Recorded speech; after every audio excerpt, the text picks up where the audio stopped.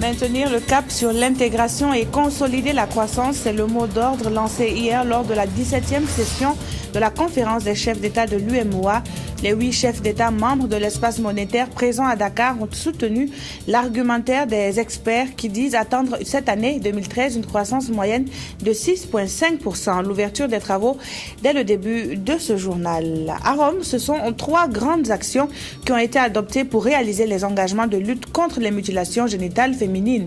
Les acteurs internationaux ont réaffirmé leur engagement pour venir à bout des pratiques néfastes dont sont victimes les femmes et la jeune fille. L'épouse du chef de l'État revient sur ses engagements. Mesdames, Messieurs, bonjour et bienvenue. Les 8 chefs d'État membres de l'Union monétaire ouest-africaine se sont retrouvés hier matin à Dakar pour la 17e session de la conférence au sommet. Les défis propres au pays portent sur la sécurité alimentaire et l'accès à l'énergie. Pour l'heure, l'on se félicite de la croissance moyenne attendue de cette année qui est de 6,5%. L'ouverture de la conférence avec Jean Zongo et Simon Gongo. Seyayi Boni, le nouveau président en exercice de l'UEMOA.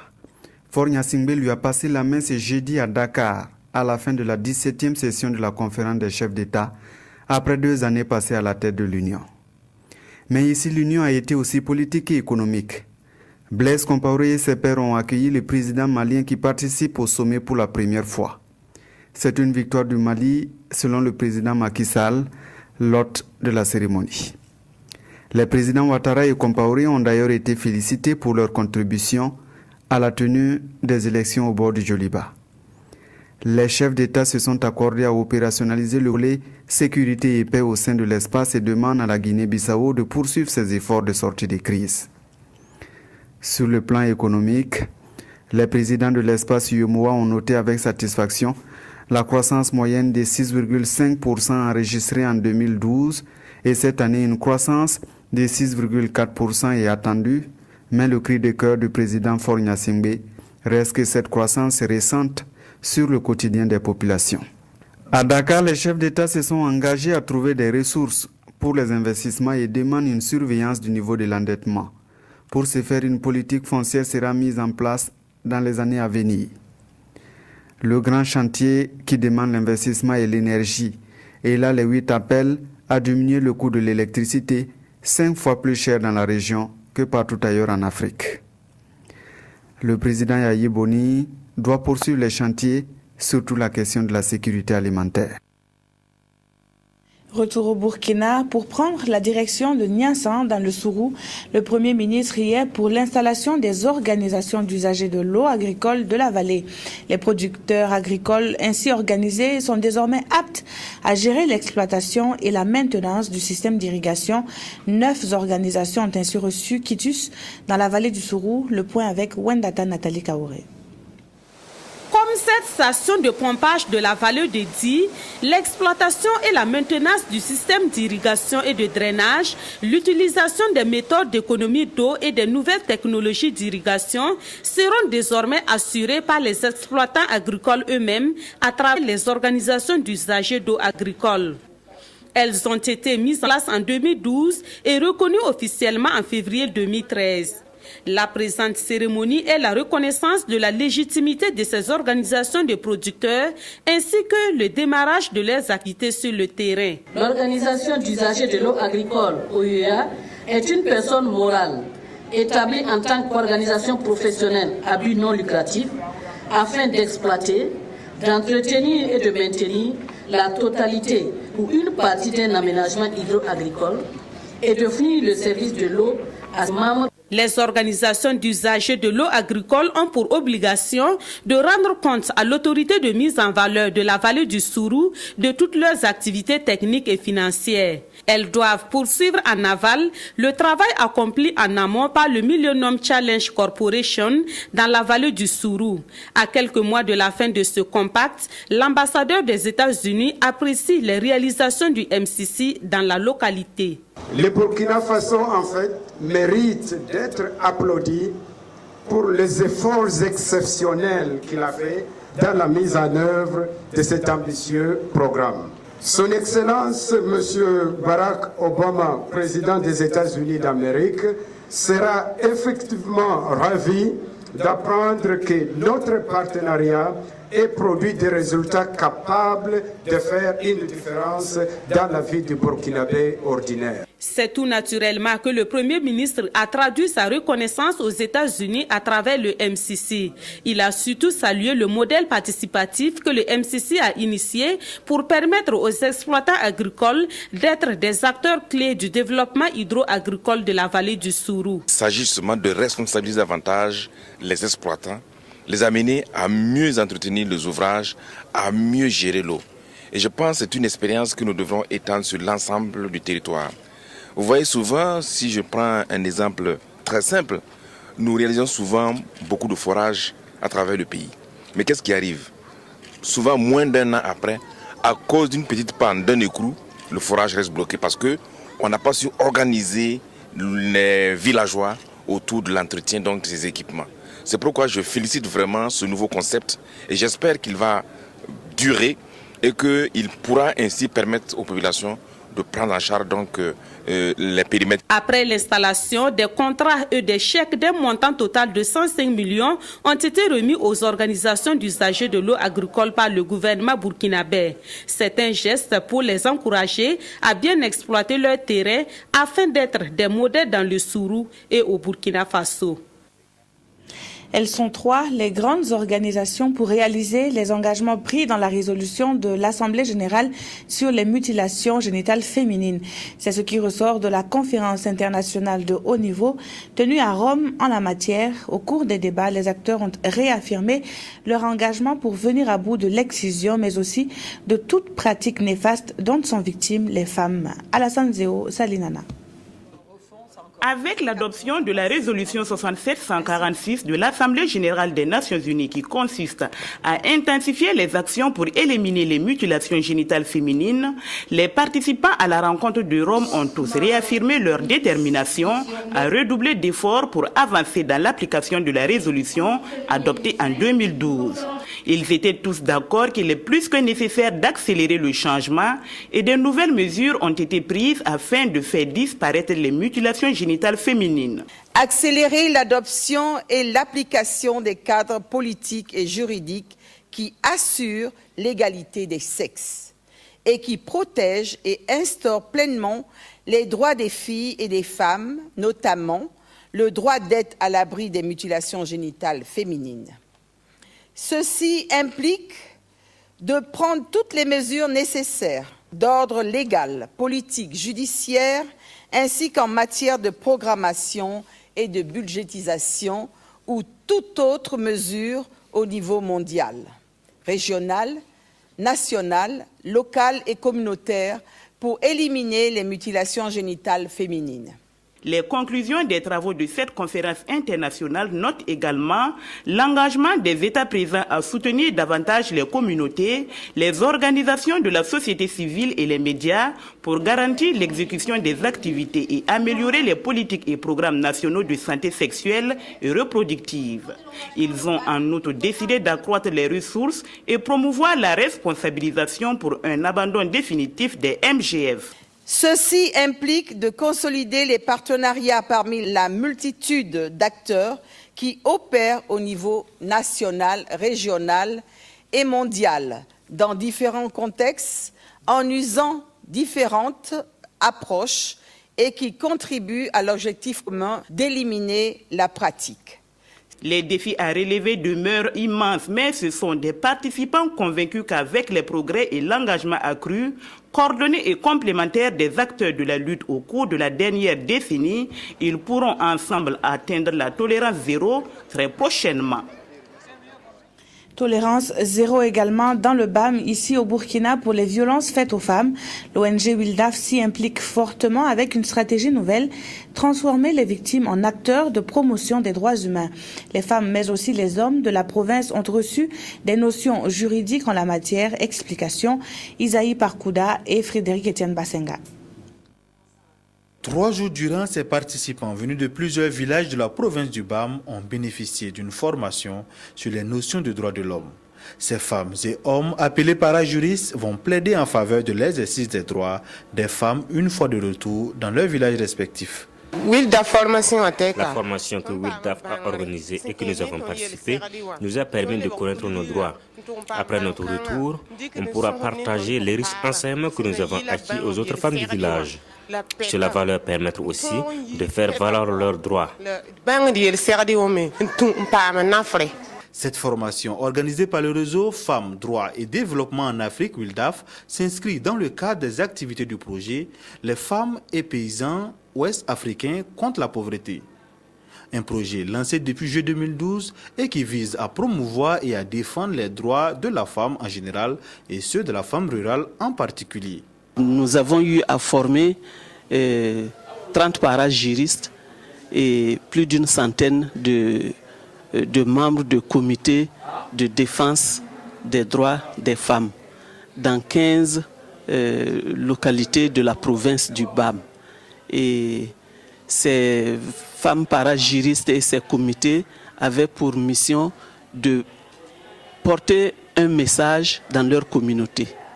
C'est de faire connaître les droits des femmes et de faire savoir, comprendre aux populations que c'est en respectant les droits des femmes, qui sont partie intégrante de la population, que l'on peut leur permettre de devenir plus autonomes. À mi-parcours de la mise en œuvre du projet, le Bureau national de l'ONG se dit satisfait des résultats engrangés. Sur 227 cas de violence faites aux femmes constatés, 137 ont été résolus, 72 en voie de résolution et 15 cas non encore résolus. En économie, une rencontre entre le secteur privé et la Banque africaine pour le développement s'est tenue à Ouagadougou pour un climat des affaires plus radieux au Burkina. Les deux parties se sont engagées à développer des actions communes. Mais avant, entre la BAD et les entrepreneurs privés, plusieurs détails ont été clarifiés. C'est Sylvestre Da. La salle de réunion de la Chambre de commerce et d'industrie du Burkina, prise d'assaut par les acteurs du secteur privé dans la soirée de ce jeudi 24 octobre. Ils sont venus s'imprégner des opportunités que la Banque africaine de développement entend leur offrir. La BAD, présente au Burkina depuis 1970, veut marquer une autre étape dans son partenariat avec les pays en accompagnant le secteur privé, domaine dans lequel son appui est jusqu'à ce jour inexistant. Pour pouvoir atteindre la BAD, le financement privé de la BAD, il faut un minimum de 10 millions de dollars. Ce qui veut dire, en termes clairs, 5 milliards de francs CFA pour pouvoir bénéficier d'un projet avec la BAD directement. Vous conviendrez avec moi que pour un entrepreneur qui commence ses activités, il n'est pas facile de pouvoir monter un projet de 5 milliards de francs CFA. Nous allons travailler avec les banques commerciales locales, mettre à leur disposition des lignes de crédit pour les banques qui sont éligibles. Et ces lignes de crédit serviront à financer des PME locales, des petites et moyennes entreprises que nous ne pouvons pas atteindre directement compte tenu de leur taille. Dans la mesure du possible également, nous travaillerons avec des organisations locales pour les accompagner aussi bien du point de vue de la formation, de la gestion. Les échanges entre dirigeants de la BAD et acteurs du secteur privé ont duré à peine 1 heure de temps. Mais elles auront permis de comprendre les contraintes des hommes d'affaires burkinabés et de prendre la mesure de leurs attentes. Un moment de dialogue direct, très riche en enseignements de la vie des participants. Dès que j'ai entendu le montant que le représentant de la BAD a donné, j'ai dit que je n'avais pas ma place à cette rencontre-là ce soir.